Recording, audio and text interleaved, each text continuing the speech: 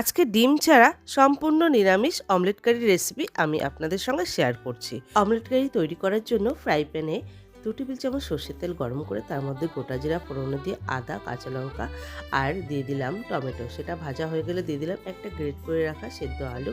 তার মধ্যে মশলা দিয়ে দিলাম লবণ, হলুদ, জিরা গুঁড়ো, ধনিয়া গুঁড়ো, গরম মশলা গুঁড়ো, লঙ্কার গুঁড়ো, চিনি দিয়ে আলুটা খুব ভালো করে কষিয়ে নিয়ে দিয়ে দিলাম পনিরটা দিয়েও একটু কষিয়ে নিয়ে একটু ধনেপাতা দিয়ে নামিয়ে নিলাম।